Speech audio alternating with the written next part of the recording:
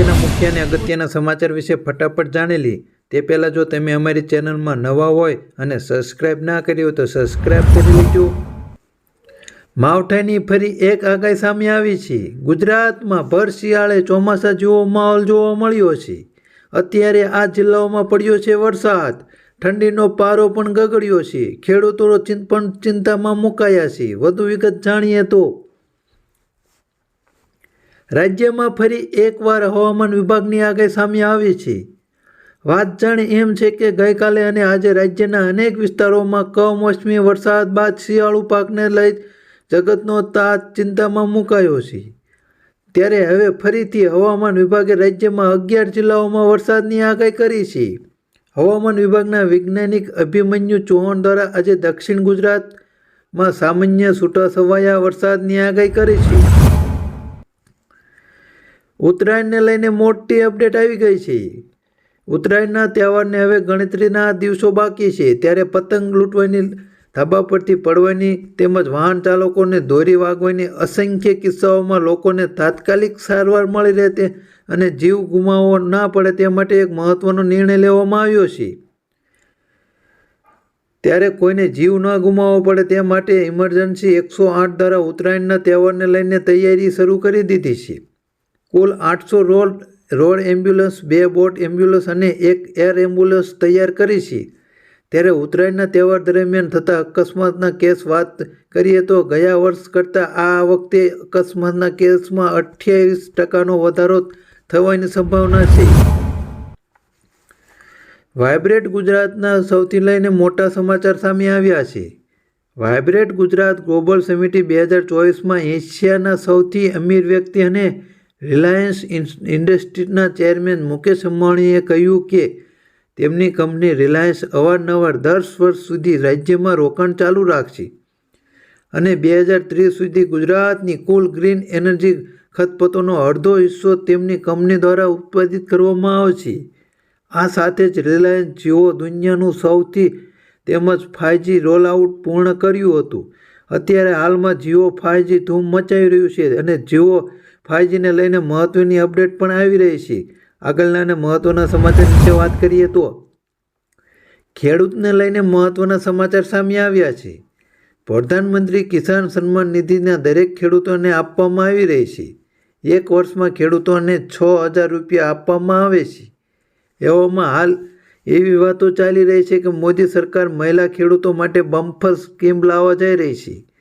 લોકસભાની ચૂંટણીને કારણે આ સામાન્ય બજેટ નહીં પરંતુ વચગાળાનું બજેટ હશે। ચૂંટણી વર્ષ બજેટ હોવાથી તમામની નજર તેના પર છે।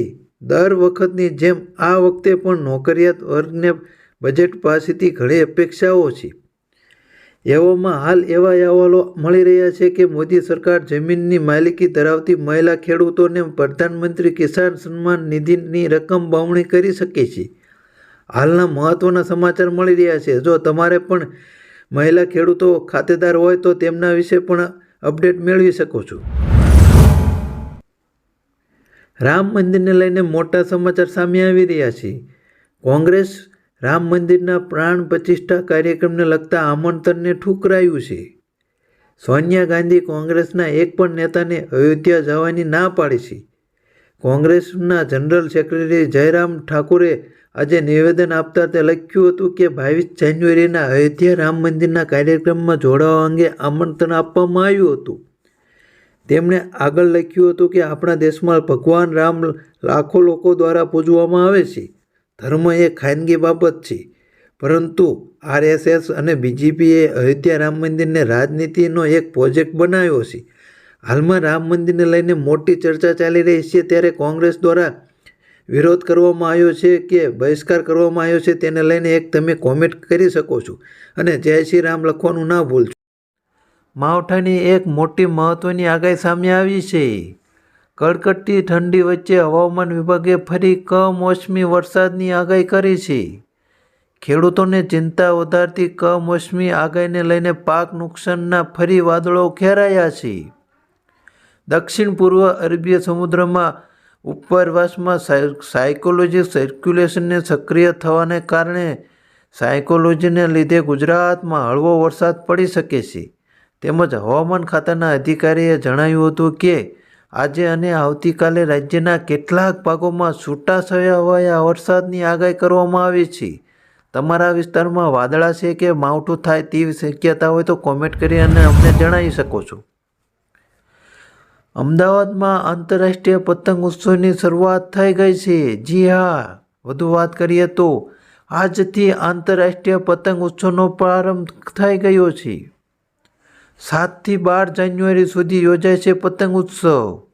પતંગ ઉત્સવમાં રાજ્યપાલ, મુખ્યપ્રધાન સહિતના નેતાઓ રહેશે હાજર. પતંગ ઉત્સવના કુલ 84 દેશોના 153 પતંગબાજો ભાગ લેશે. રાજ્યમાંથી 23 શહેરોમાંથી 856 પતંગબાજો પણ પતંગ ઉડાડશે. ચૂંટણીને લઈને મહત્વના સમાચાર સામે આવી રહ્યા છે.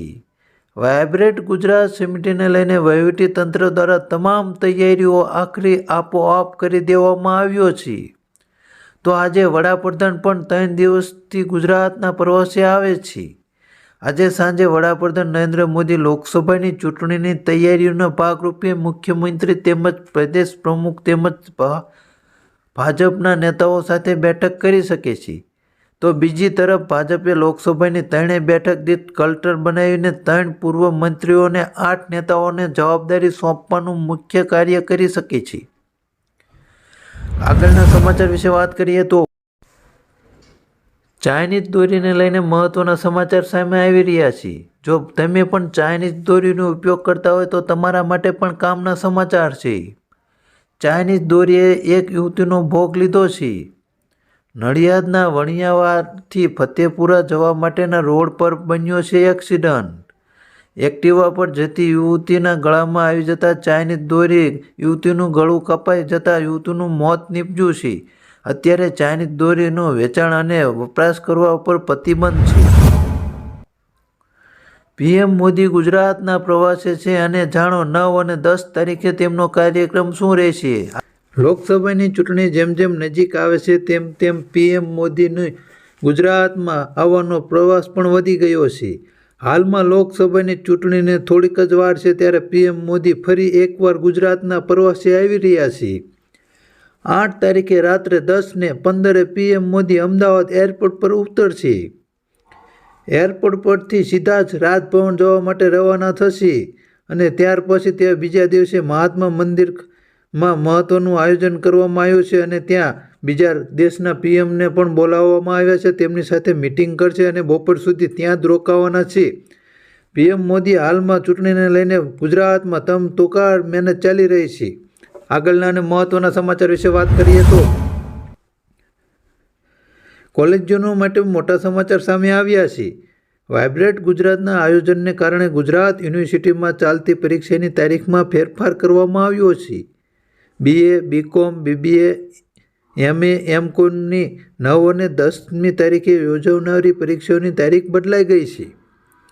વાયબ્રન્ટ ગુજરાત સમિતિને કારણે ટ્રાફિકની વ્યવસ્થાને ધ્યાનમાં રાખીને કરાયો મોટો નિર્ણય.